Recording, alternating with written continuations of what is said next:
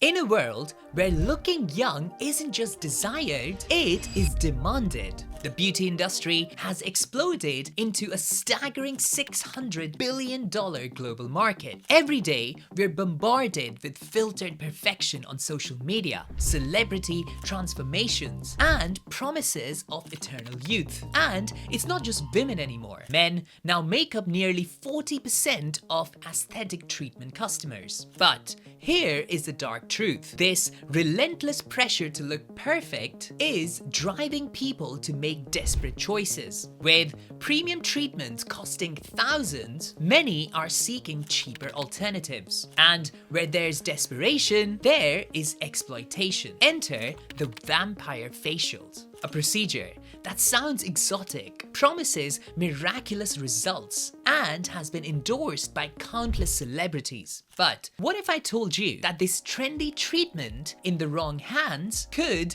give you something far worse than wrinkles? Something that could change your life forever. In 2023, the CDC uncovered a horrifying truth. 3 women contracted HIV from vampire facials at a spa that promised luxury treatment at discounted prices. But before you close this video thinking that would never happen to me, you need to hear the story. Because in today's beauty-obsessed world, it could happen to anyone. Hello everyone and welcome to my channel. I'm Abhishek, a specialist pharmacist in HIV and sexual health. Today, we're diving deep into a story that sent shockwaves through the beauty industry. A CDC investigation uncovered the first documented cases of HIV transmission through cosmetic procedures, specifically through vampire facials. But this isn't just another scary headline. It is a wake-up call about the importance of making informed decisions about our beauty treatments. In 2018, a woman in her late 40s was diagnosed with HIV after getting a vampire facial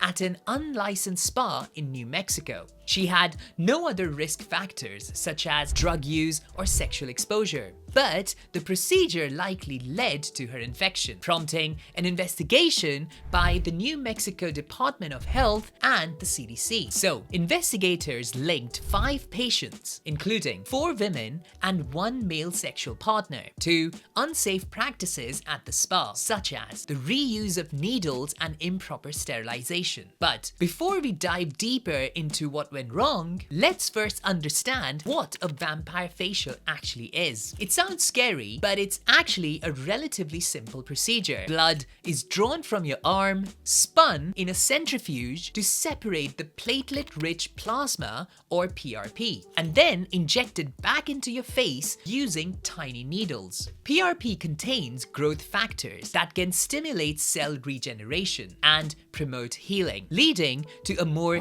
youthful and radiant appearance. This procedure is minimally invasive, non-surgical, and is performed by dermatologists and cosmetic surgeons at licensed facilities and medical spas. The goal? More youthful, rejuvenated skin that may have been damaged due to acne, hyperpigmentation, and sun damage. But here's the thing, when done properly at a licensed facility, vampire facials are generally considered safe. So, what went wrong in this case? Well, that's where our story takes a dark turn. In New Mexico, what seemed like a routine beauty treatment at a local spa turned into a nightmare. 3 women who had no other known risk factors for HIV tested positive after receiving vampire facial at an unlicensed facility. But the horror doesn't stop there. When investigators inspected the spa, what they found was shocking.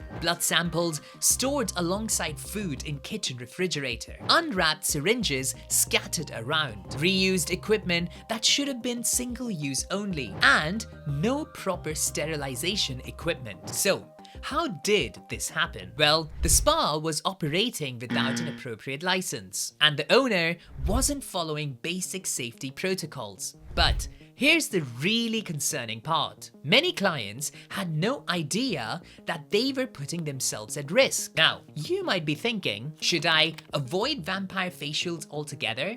But that's not necessarily the answer. The key is knowing how to protect yourself. Here is what you need to look out for. Verify the facility's license. Ensure all equipment is new and sterile. Watch the practitioner open materials in front of you. Ask about their infection control protocols. And lastly, trust your instincts. If something feels off, leave.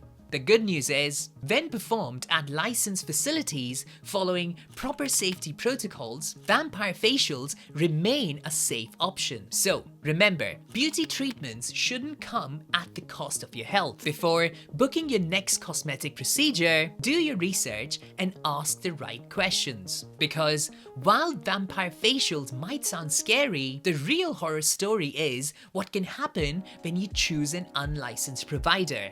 That's it for today, everyone. If you found this information helpful, please don't forget to hit that like button and subscribe to my channel. And let me know in the comments, have you ever had a vampire facial? Or would you consider getting one? Until next time, stay safe, folks.